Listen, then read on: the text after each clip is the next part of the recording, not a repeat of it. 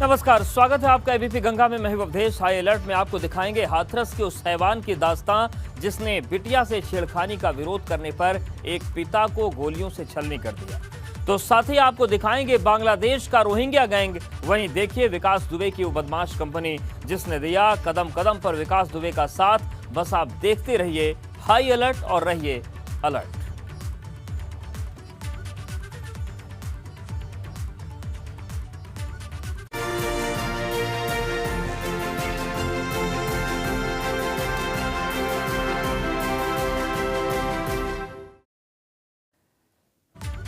हाथरस में एक हैवान ने ऐसी वारदात को अंजाम दिया जिसने सबके रोंगटे खड़े कर दिए। बिटिया से छेड़खानी करने वाले दरिंदों के जेल की सलाखों तक पहुंचाने का खामियाजा एक पिता को अपनी जान को देकर चुकाना पड़ा। जहां बेखौफ बदमाश ने दिन के उजाले में पीड़िता के पिता को गोलियों से छलनी कर दिया और मौत के घाट उतार दिया, और उसके बाद से ये फरार चल रहा है। पहले उसने मेरे साथ छेड़खानी की, मेरे पापा ने केस कर दिया और उसने छेड़ के मेरे पापा को गोली मारी।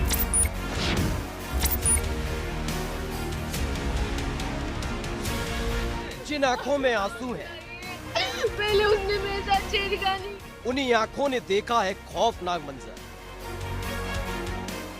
जिस आवाज में दर्द है वही आवाज चीत्कार में तब्दील हुई है। हाथरस के थाना सासनी इलाके के नौजरपुर गांव में बिटिया से छेड़खानी करने वाले एक मामूली से गुंडे ने खूनी दास्तान लिखी है और फिर चली ताबड़तोड़ गोलियां। हाथरस के नौजरपुर गांव में तब हड़कंप मच गया जब चलने लगी ताबड़तोड़ गोलियां। गोलियों की आवाज से गूंज उठा गांव और खून से लाल हो गया खेत, और अगर कुछ बचा तो बस मातम। पोस्टर में जो मुस्कुराता चेहरा आप देख रहे हैं, ये वही शख्स है जिसने सरेशाम एक शख्स को गोलियों से भून दिया और उतार दिया मौत के घाट। मामला सिर्फ इतना भार है कि बिटिया से छेड़खानी करने वाले को जेल भेजा था और फिर दिया बड़ी वारदात को अंजाम। बताया जा रहा है कि हाथरस के सासनी इलाके के नौजरपुर गांव में एक शख्स आलू की खुदाई में व्यस्त थे।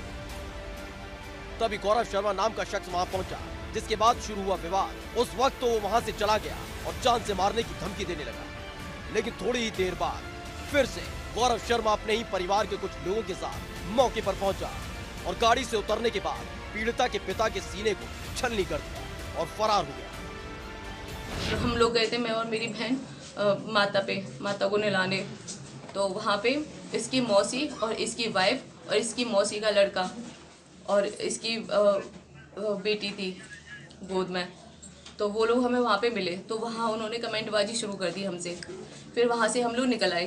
फिर वहाँ पे हम अपने ट्यूबवेल पे आ गए थे, खेतों पे। वहीं पापा आलू खुदवा रहे थे खेतों पे। उसके बाद इसने फिर से कमेंटबाजी शुरू की, तब मैंने वहाँ पे इसे जवाब दिया। उसके बाद फिर इसने मेरे साथ बदतमीजी की, उसकी मौसी ने, उसकी बीवी ने।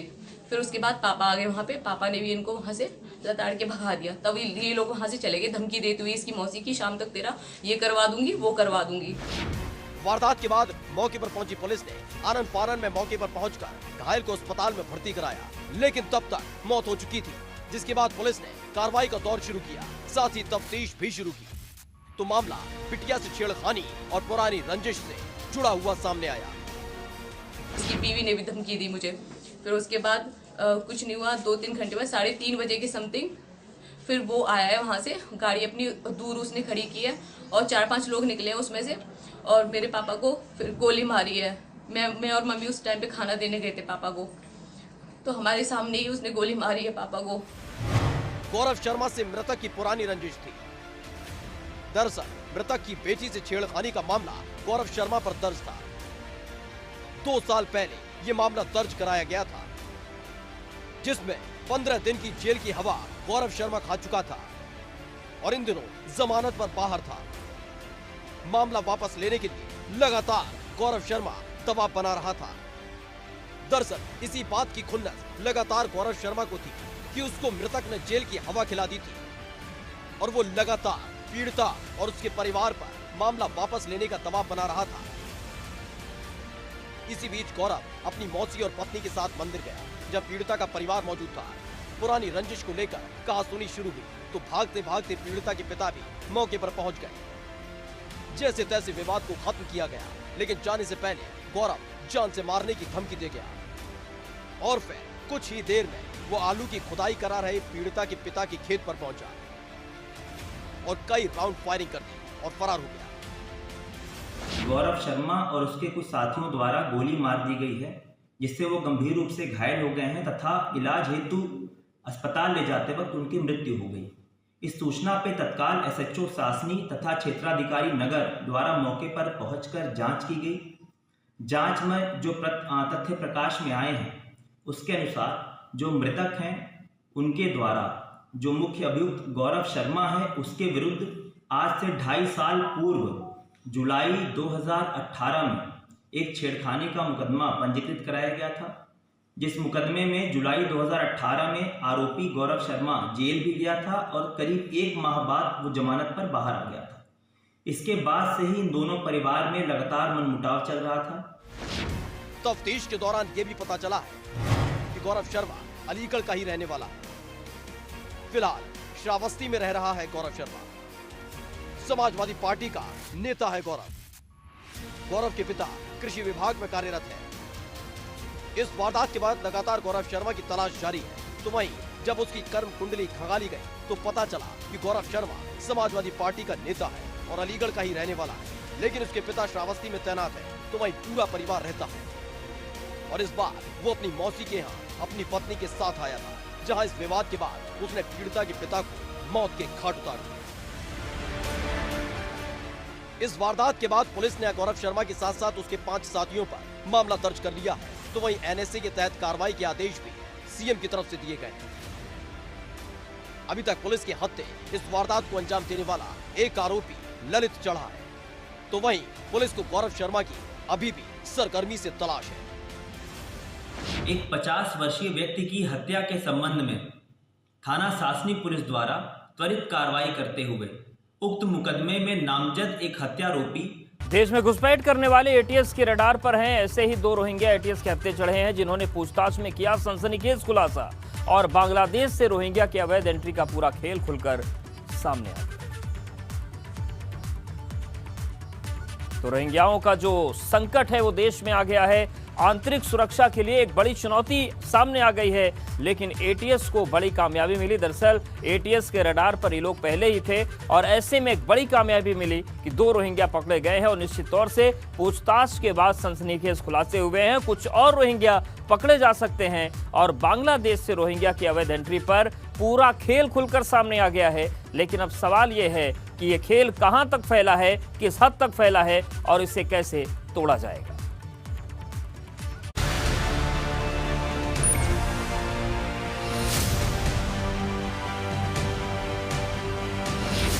देश की सुरक्षा में सेंध लगाने वालों के गिरेबां तक यूपी एटीएस का हाथ पहुंचा तो एक बड़ा खुलासा हो गया, जिसमें पता चला है कि कैसे सुरक्षा को ताक पर रखकर घुसपैठिए देश में दाखिल होते हैं। दरअसल लगातार जांच में जुटी यूपी एटीएस को गुप्त जानकारी मिली और फिर हुई छापेमार कार्रवाई। उन्नाव और नोएडा में यूपी एटीएस की टीम ने 2 शख्स को गिरफ्तार किया, जिसके बाद हड़कंप मच गया। लेकिन जो जानकारी इन दोनों शख्स के जरिए बाहर आई, उसने कई बड़े सनसनीखेज खुलासे किए हैं। दरअसल यूपी एटीएस देश में अवैध रूप से घुसपैठ कर यूपी में रहने वाले रोहिंग्याओं की तलाश में जुटी हुई थी। तब ये गुप्त जानकारी मिली कि उन्नाव और नोएडा में 2 संदिग्ध हैं, जिसके बाद दोनों को यूपी एटीएस ने उठा लिया और फिर पूछताछ में कई बड़े खुलासे हुए। दरअसल यूपी एटीएस की पूछताछ में पता चला कि उन्नाव और नोएडा में 2 घुसपैठिए रह रहे हैं, जिसके बाद फारूक और शाहिद यूपी एटीएस के हत्थे चढ़े। दोनों अवैध रूप से देश में दाखिल हुए थे, देश में रोहिंग्या की एंट्री का, जिसके बाद पर्दाफाश हुआ। बताया गया कि फर्जी दस्तावेजों के जरिए आसानी से भारत में एंट्री होती है। मोहम्मद फारूक पुत्र मोहम्मद इस्माइल, मखदूम नगर, कबीला रोड, थाना कोतवाली नगर, अलीगढ़ से इसको गिरफ्तार किया गया। इसका मूल ओरिजिनल नाम हसन अहमद पुत्र नूर मोहम्मद है, जो कि ग्राम तमचन, थाना मगरू, जिला अकियाब म्यांमार का रहने वाला है, इसको गिरफ्तार किया गया। उसी क्रम में इसके पूछताछ की गई और इसके भाई शाहिद पुत्र इस्माइल निवासी कासिम नगर उन्नाव, ये भारत में इस नाम से रह रहा था, जबकि इसका नाम साहिल मोहम्मद पुत्र नूर मोहम्मद निवासी जो ऊपर बताया गया है वहीं का म्यांमार का रहने वाला है, को आज दिनांक 1-3 तारीख को गिरफ्तार किया गया है। दरअसल यूपी एटीएस की पूछताछ में पता चला कि एक पूरा गिरोह अवैध तौर पर बांग्लादेश से रोहिंग्या की एंट्री भारत में करवाता है। इसके साथ ही फर्जी दस्तावेज बनाए जाते हैं। तो वही गिरफ्तार किए गए दोनों फारूक और शाहिद के खिलाफ एटीएस को देश विरोधी गतिविधियों में शामिल होने के सबूत भी मिले हैं। एटीएस को यह सूचना प्राप्त हुई थी कि म्यांमार निवासी रोहिंग्यों का गिरोह रोहिंग्यों को बांग्लादेश बॉर्डर से अवैध रूप से भारत लाता है तथा उनका United nation high commissioner for refugee में पंजीकरण कराकर देश और प्रदेश के विभिन्न शहरों में स्थापित करता है और उसके उपरांत कूट रचित दस्तावेजों के आधार पर उनके भारतीय दस्तावेज जैसे आधार कार्ड, पैन कार्ड, पासपोर्ट आदि तैयार कराकर उन्हें भारतीय नागरिकों के रूप में विभिन्न फैक्ट्रियां, जिसमें कि मीट कंपनियां भी शामिल हैं, मजदूर के रूप में कार्य दिलाता है। इसके बदले में उनसे वो धन का उगाही भी करता है और यह गिरोह अन्य देश विरोधी गतिविधियों में भी संलिप्त है। यूपी के एडीजी कानून व्यवस्था प्रशांत कुमार ने बताया कि नोएडा से गिरफ्तार किया गया नूर मोहम्मद नोएडा में नाम बदलकर फारूक के तौर पर रह रहा था, तो वहीं उन्नाव में उसका भाई शाहिद रह रहा था। दोनों के पास से लाखों रुपए की रकम बरामद हुई है। वहीं 7 फर्जी पासपोर्ट भी दोनों के पास से बरामद हुए हैं। शाहिद पिछले 5 महीने से भारत में रह रहा है। पत्नी और 4 बच्चों के साथ उन्नाव में शाहिद रहता है। फारूक और शाहिद मूल रूप से म्यांमार के रहने वाले हैं। इसके पास से भारतीय पासपोर्ट सहित अन्य सभी भारतीय दस्तावेज तथा 5 लाख रुपए की नगद राशि बरामद की गई है, जिसके अर्जन के बारे में ये पैसा कैसे उसने अर्जित किया, इसने कोई सोर्स एक्सप्लेन नहीं किया है। इन सभी को दोनों व्यक्तियों के डीएनए की भी जांच करेंगे, हम लोग कराएंगे, क्योंकि इसकी माताजी भी, जैसा इसने पूछताछ पे बताया है, ये अलीगढ़ में रहती हैं, तो माता और दोनों भाइयों के डीएनए फिंगरप्रिंटिंग से ये बात स्पष्ट हो जाएगी कि पेरेंटेज के बारे में और आपसी रिलेशनशिप के बारे में कोई भी डाउट नहीं रहेगा। यही नहीं, फारूक और शाहिद ने पूछताछ में रोहिंग्या को बांग्लादेश से भारत में एंट्री कराने वाले गिरोह का पर्दाफाश भी कर दिया कि कैसे भारत में इनको एंट्री दिलवाई गई और फिर अलग अलग जगह इनको रखा गया। दोनों का UNHCR में रजिस्ट्रेशन कराया गया। रजिस्ट्रेशन कराने के बाद इन दोनों को काम दिलाया गया। पहले अलीगढ़ फिर उन्नाव में दोनों रह चुके हैं, जिसके बाद मथुरा और नोएडा में भी दोनों काम कर चुके हैं। दोनों का परिवार फिलहाल अलीगढ़ में रहता है।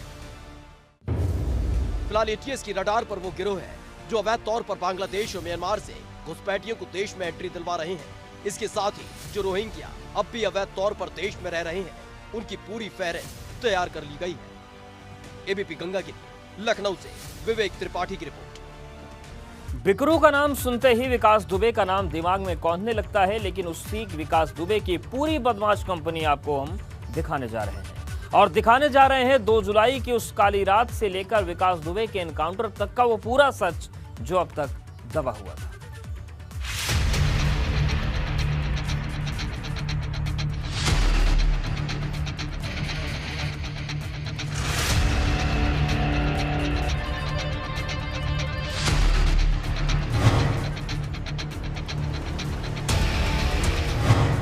बिकरू कांड के 7 खलनायक, खाकी पर हमला करने वाले, चढ़ गए खाकी के हत्थे, विकास दुबे की स्पेशल 7। पुलिस गिरफ्त में खड़े नई उम्र के लड़के और टेबल पर सजा सामान 2 जुलाई की रात को लिखी गई खूनी दास्तान से जुड़े हैं। वही रात जिस रात कानपुर के बिकरू इलाके में खाकी पर हमला हुआ था और 8 पुलिस वाले शहीद हो गए थे। 2 जुलाई की रात को हुई उस वारदात के 8 दिन बाद बिकरू कांड के सबसे क्रूर चेहरे पर पुलिस टीम ने कफन डालने का काम किया था। जब 10 जुलाई को विकास दुबे का एनकाउंटर कर दिया गया था, जिसके बाद लगातार कार्रवाई जारी रही, लेकिन कई ऐसे चेहरे और राज थे जो छिपे हुए थे, जो 7 महीने बाद 7 चेहरों के साथ सामने आए। बिकरू कांड के बाद हड़कंप मच गया था और जो तफ्तीश शुरू हुई तो निकल कर आया था ऐसा सच जो पुलिस और प्रशासन पर सवाल खड़े कर रहा था कि कानपुर के बिकरू गांव में विकास दुबे की सल्तनत चलती थी। नए नए लड़कों पर विकास दुबे नजर रखता था और फिर उनको अपनी बदमाश कंपनी में शामिल कर लेता था और फिर देता था अत्याधुनिक हथियारों की खेप। बिकरू कांड के 7 महीने बाद एसटीएफ के हत्थे वो 7 लोग चढ़े हैं जिन्होंने 2 जुलाई की रात विकास दुबे के खूनी खेल में उसका साथ दिया था और फिर उनके पास से बरामद हुए ऐसे हथियार जिनको देखकर पुलिस टीम भी दंग रह गई। Automatic American rifle, 9mm carbene, AK-47 और बंदूकें, स्प्रिंगफील्ड राइफल, 315 बोर के तमंचे। इसके साथ ही विकास दुबे के इन 7 गुर्गों के पास से भारी तादाद में कारतूस और रकम बरामद हुई है और साथ ही खुले हैं कई राज जो अब तक पुलिस की नजर से दूर थे। 2 जुलाई को हुए बिकरू कांड में कई गुत्थियां अभी अनसुलझी थी, खास करके मुलजिम किस रास्ते से भागे, किन लोगों ने उनके भागने में मदद की और जिन असलहों का इस्तेमाल हुआ, खास करके 2 स्प्रिंगफील्ड राइफल, ये वेपन्स कहाँ है, एम्यूनेशन कहाँ है जो बचे हुए थे, कौन से वाहनों का इस्तेमाल हुआ, किस रास्ते का इस्तेमाल हुआ, इन सभी से अभी तक पर्दा नहीं उठा था।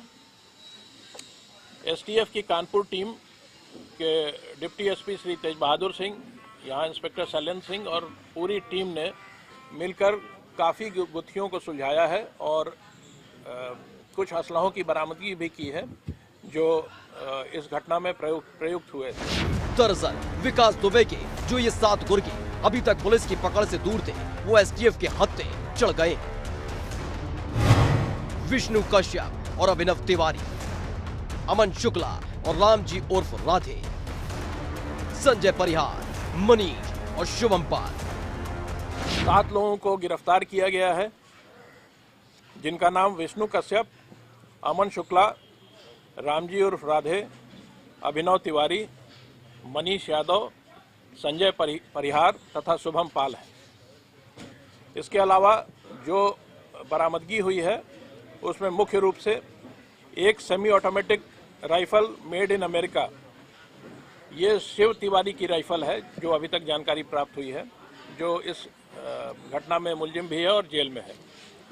इसके अलावा एक 9mm कार्बाइन अवैध, एक रिवॉल्वर, एक अवैध SBBL 12 बोर की बंदूक फैक्ट्री मेड, 2 अवैध तमंचे 315 बोर, 42 स्प्रिंगफील्ड के कारतूस 30.06 बोर, 40-32 बोर के रिवॉल्वर के जिंदा कारतूस। दरअसल ये वो नाम और चेहरे हैं जिन्होंने बिकरू कांड में विकास दुबे का साथ दिया था और 8 पुलिसकर्मी शहीद हो गए थे। दरअसल पुलिस के हत्थे चढ़े इन 7 गुर्गों में से 2 यानी कि विष्णु और राधे ने बिकरू कांड के फौरन बाद विकास दुबे को भगाने में मदद की थी। दरअसल विष्णु प्रभात का बचपन का दोस्त था और जब इस वारदात को अंजाम दिया गया तो सुबह 4 बजे प्रभात मिश्रा ने विष्णु कश्यप को बुलाया और फिर कार के जरिए ही विकास दुबे को भगाया गया था। इन अभियुक्तों से पूछताछ के क्रम में ये जानकारी मिली